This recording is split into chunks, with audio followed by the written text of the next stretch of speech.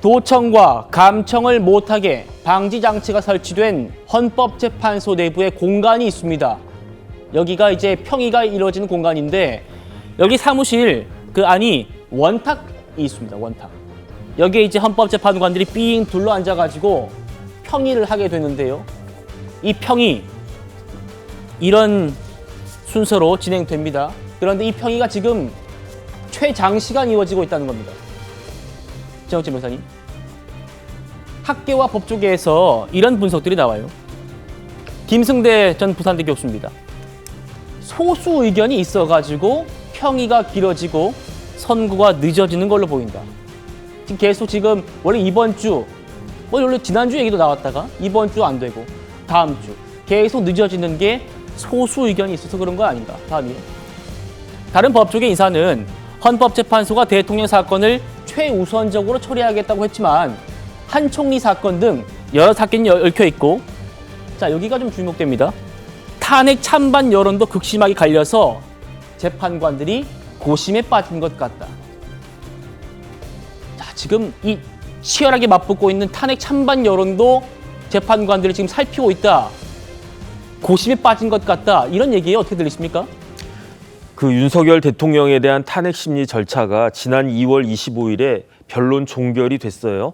변론 종결이 된다면 무엇을 하느냐? 평의를 합니다. 그러니까 조금 전에 본 것처럼 원탁인지 네모난 건지 모르겠지만 거기 재판관들 앉아가지고 지금 매일같이 평의 중일 겁니다. 네. 평의의 끝을 뭐라고 하느냐? 평결이라고 해요. 평결. 결론이 평의의 결론은 평결 아니겠습니까? 그래서 평결이 이루어지고 난 다음에 선고 일자가 지정이 되는 겁니다. 그런데 최우선적으로 처리하겠다라고 이야기했잖아요. 그런데 헌법재판소에서 최우선적으로 처리하겠다라고 했을 때 이 처리는 무엇을 의미하는 것이었는가? 인용을 의미하는 것이 아니었겠습니까? 그러니까 최우선적으로 빨리빨리 진행해서 윤 대통령에 대한 탄핵을 인용해 버리겠다. 이런 의도였는데 지금 평의에서 막혀가지고 평결이 이루어지지 않고 있는 겁니다. 그런데 왜 평결이 이루어지지 못하고 있습니까? 그거는 첫 단추부터 헌법재판소의 탄핵 심리가 첫 단추부터 잘못 끼워졌기 때문이다.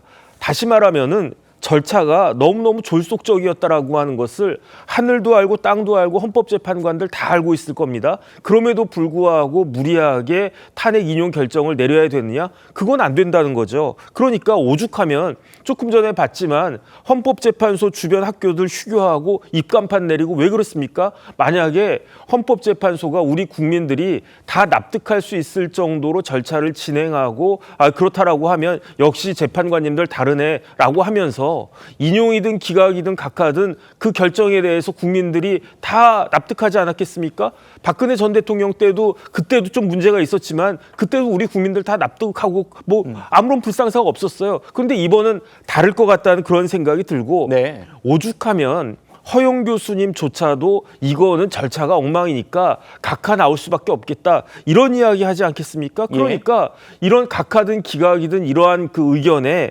제가 봤을 때 최소한 3명의 헌법재판관들은 거기에 대해서 그런 생각을 가지고 있다라고 볼 수밖에 없고요. 그러니까 원래대로 하면은 3월 14일 이번 주 금요일 날 선고를 내리도록 하는 것이 민주당과 헌법재판소의 타겟 데이트였을 텐데 목표 시점이었을 텐데 네. 그것은 지금 물 건너간 것이 아닌가. 지금 이러지도 못하고 저러지도 못한 그런 상황이 언제까지 갈 것인가. 그런 것들을 우리 국민들은 지켜보고 있는 것이다. 예. 대통령 탄핵 심판 선고가 늦어지는 이 상황을 지켜보는 민주당의 입장, 태도, 분위기 잠시 뒤에 짚어드릴 겁니다.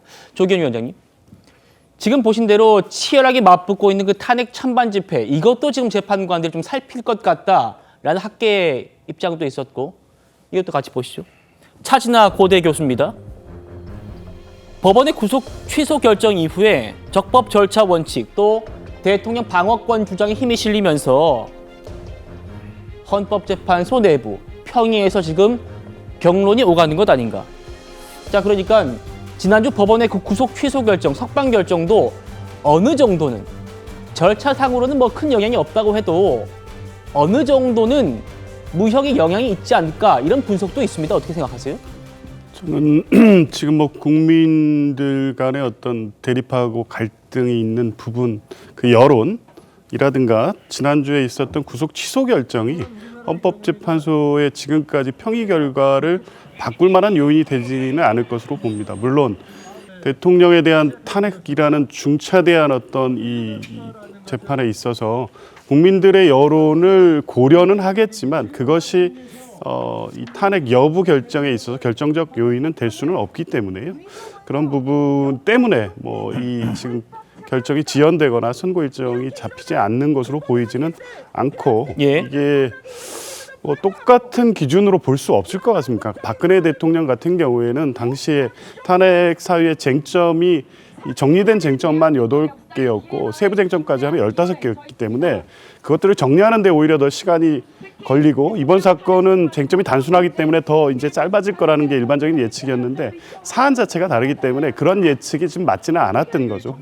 그러니까 아마 그 기각과 인용 의견이 갈려서 또 기각이라든가 각하 의견에 대한 조율 문제로 지체된다기보다는 박근혜 대통령 때도 보면 8인이 전원일치로 파면 결정에 찬성 입장을 갖고 평의 판결을 했음에도 불구하고 김인수, 이진성 재판관 같은 경우에는 보충 의견으로 다수 의견이 채택하지 않았던 생명권 보호 의무와 관련된 어떤 의견을 따로 밝힌 바가 있고요. 네.